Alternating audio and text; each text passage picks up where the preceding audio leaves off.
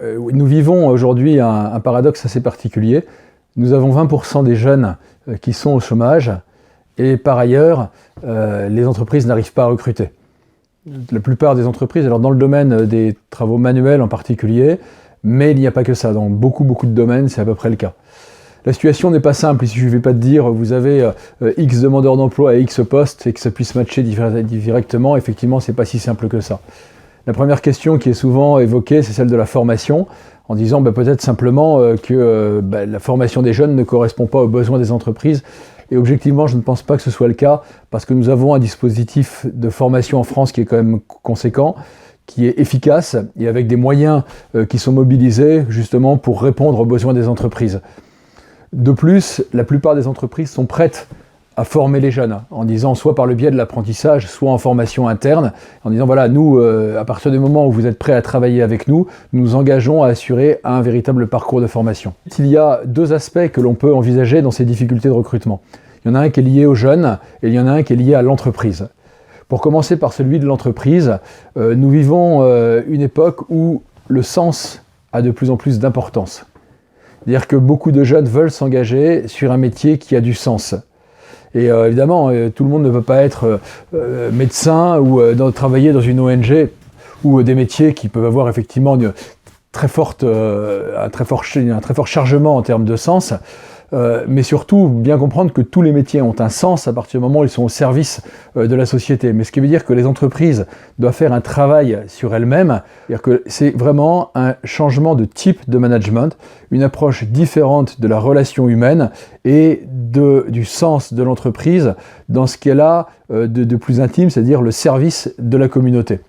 Le deuxième aspect est lié aux jeunes et concerne les comportements qu'ils peuvent avoir, qui fait que beaucoup d'embauches qui finissent par arriver après effectivement un vrai parcours du combattant, ne vont pas très loin, c'est-à-dire que l'intégration ne fonctionne pas. Beaucoup de jeunes qui restent quelques semaines, quelques mois, mais des fois c'est même quelques jours, et qui repartent. Soit parce qu'eux-mêmes, effectivement, n'y trouvent pas leur compte, soit aussi parce que l'entreprise, ça ne fonctionne pas avec l'entreprise. Et là, c'est ce que l'on appelle le savoir-être, ou les compétences humaines. La capacité de s'intégrer dans une équipe qui est déjà formée, qui a des objectifs, qui a des contraintes, qui sont celles effectivement de toute entreprise. Alors des contraintes liées à la sécurité, liées au marché, liées à la demande des clients, liées à un ensemble de facteurs, et qui fait que automatiquement, un jeune embauché doit respecter ces règles. C'est une nécessité de façon vitale, et souvent c'est là que le bas blesse.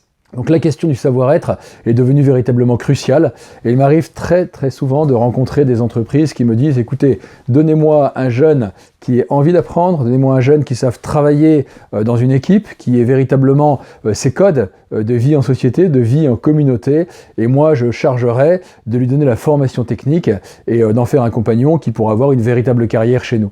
C'est précisément pour répondre à cette question que nous avons développé les parcours Irvine.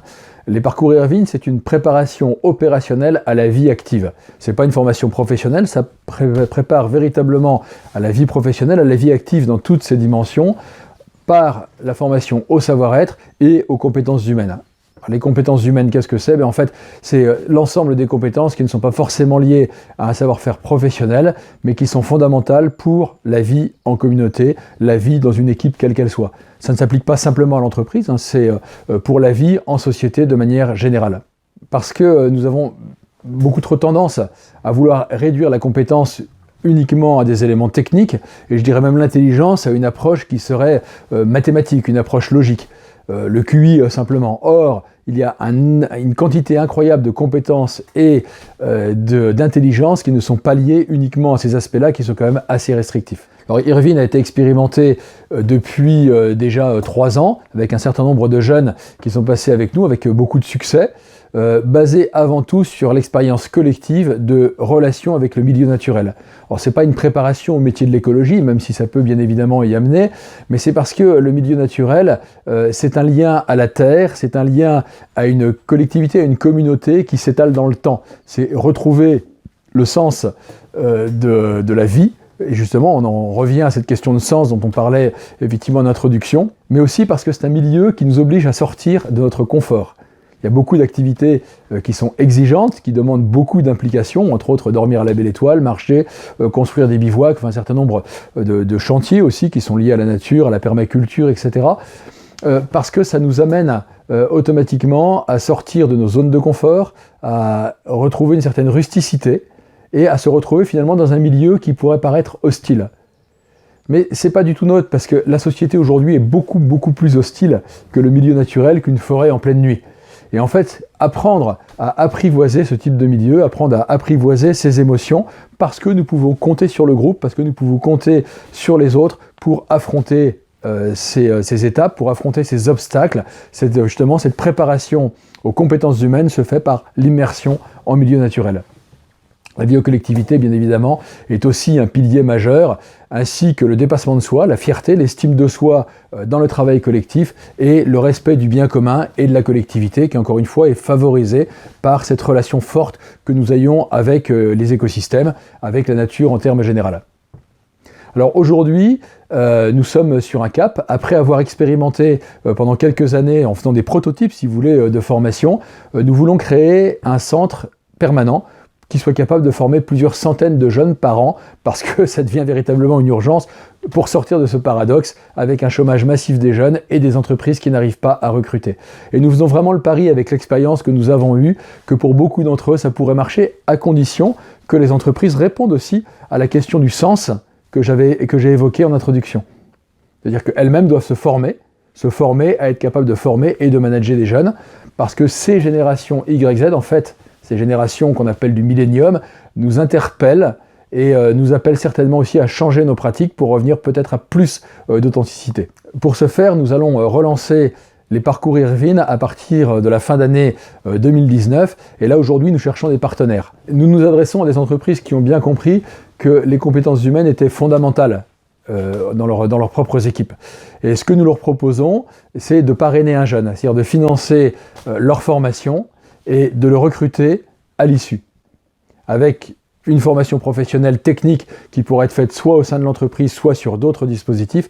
Par contre, les parcours Irvine s'occuperont du suivi du jeune et garantiront, je dirais, son engagement dans l'entreprise, parce que quand on a passé plusieurs semaines avec eux, à aller dormir à la belle étoile, à faire énormément d'activités physiques ou techniques, ou des activités créatrices, on finit par avoir une relation de confiance qui nous permet de savoir justement les éléments de stabilité des jeunes pour s'intégrer dans l'entreprise. Alors pour conclure, vous pouvez aider les parcours Irvine de bien d'autres manières. Il n'y a effectivement pas le parrainage du jeune, mais les parcours Irvine sont portés par un fonds de dotation qui s'appelle l'École des systèmes vivants.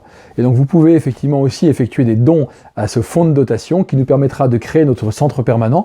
Nous sommes en train de faire l'acquisition d'une propriété d'une quinzaine d'hectares qui est une ferme sur laquelle nous allons avoir ces différents chantiers qui nous permettront de mettre en œuvre ces éléments de formation sur les compétences humaines.